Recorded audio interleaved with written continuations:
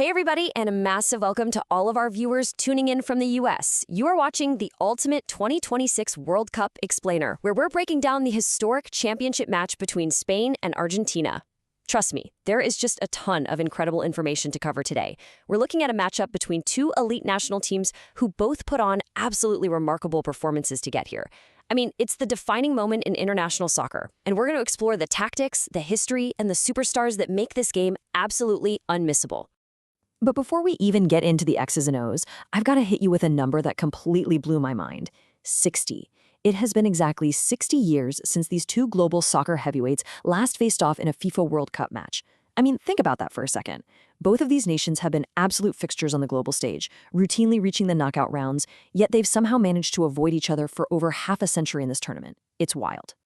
And this historic drought, it ends right here on American soil. Specifically at MetLife Stadium in New Jersey on Sunday, July 19th.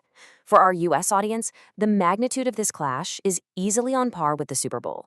You've got the defending World Cup champions taking on the reigning European champions in one of the most highly anticipated finals of this century.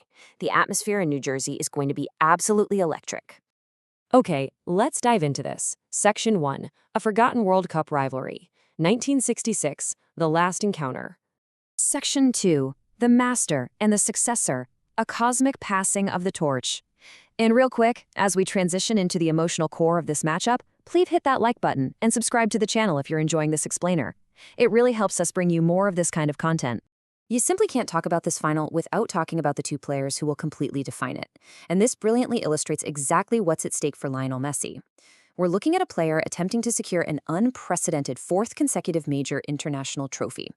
After winning the 2021 Copa America, the 2022 World Cup, and the 2024 Copa America, Messi has led his team right back to the brink of a historic repeat.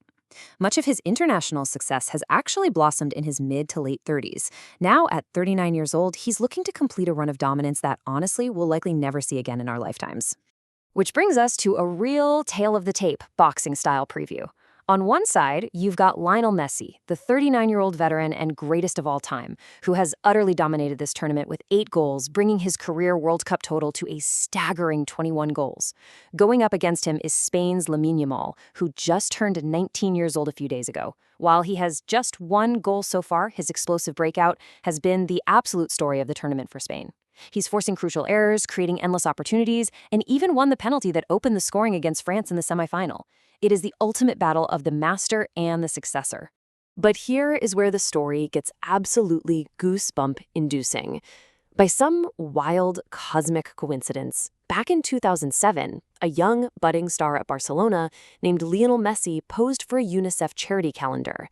The baby he was bathing in that photo shoot, an unknown infant named Lamine Yamal. You literally cannot script this stuff. Sunday's final will be the very first time these two meet on the pitch as opponents, bringing this incredible, decade-spanning, fateful connection completely full circle. Section 3, unstoppable attack versus immovable defense, the tactical clash. Now, what's really interesting about this matchup is the sheer contrast in their tournament statistics. Argentina is the highest-scoring team at the 2026 World Cup, having found the back of the net 17 times. 1 more goal matches their all-time record for a single campaign. Meanwhile, Spain boasts what might be the most impenetrable defense of the modern era. Through 7 games, Spain has conceded exactly 1 single goal, which came in their 2-1 quarterfinal win over Belgium. 17 goals scored versus 1 goal conceded. It's just an extraordinary tactical dichotomy. To truly appreciate Spain's defensive dominance, we just have to look back at their 2-0 semifinal victory over France. Kylian Mbappe gave a really candid assessment after the match, saying, "When you don't do what you have to do in a World Cup semifinal, you don't win." Mbappe pointed directly to Spain's ability to dictate the tempo and completely neutralize a French attack that had scored 16 goals prior to that match. Spain's possession-based style repeatedly played right through France's high press, suffocating their attacking threats entirely. Spain operates like a well-oiled machine under manager Luis de la Fuente. They've got this smothering defensive unit that just shuts down spaces and forces turnovers. The glue holding it all together is Manchester City's Rodri, who acts as the engine, dictating the tempo from the midfield. Then you have 19-year-old center back Pau Cubarsí, who's having a massive breakout tournament and playing like a seasoned veteran, forming a total brick wall alongside Aymeric Laporte. And up front, Lamine Yamal's intelligent movement constantly forces defenders into critical errors, just like that penalty he drew against France. Every single player is perfectly committed to the system. Let's move to Argentina and see how this builds, because they offer a completely different kind of tactical threat. Under Lionel Scaloni, they play with raw intensity and just unmatched resilience.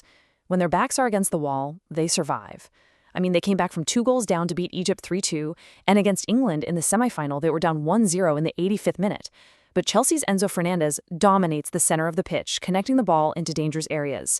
And crucially, we're seeing Messi shift his game.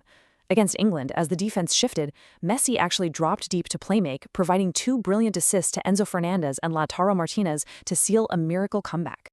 Section 4. Predicted lineups and tactics, the blueprint for the final. And hey, before we reveal the definitive tactical blueprints for the championship, take a quick second to share this explainer to your soccer group chats. Your friends are definitely going to want to see exactly how this is going to play out on the field. So the crucial point is how these lineups actually clash on match day. Spain is expected to roll out their incredibly disciplined 4-2-3-1 formation. They're going to rely heavily on that double pivot of Fabian Ruiz and Rodri to try and starve Argentina of the ball. Argentina, meanwhile, will counter with a flexible 4-1-3-2, utilizing Leandro Paredes in a holding role behind a super dynamic midfield trio featuring Enzo Fernandez. The defining battle of this entire World Cup final is going to take place right there in the midfield. Can Enzo Fernandez and Rodrigo de Paul disrupt Rodri's passing lanes and break through Spain's suffocating structure? Or will Spain control the ball, dictate the tempo, and totally isolate Messi and Julian Alvarez up top? 60 years of waiting has all led to this. Will it be the immovable Spanish defense claiming a second World Cup trophy, or the unstoppable Argentinian attack securing back-to-back world titles? As an explainer, my job is just to give you the facts, but I really want to know what you think. Drop your score predictions down in the comments below. Who is going to write the final chapter of 2026? Thank you so much for watching. Keep your passion for the beautiful game alive and enjoy the final.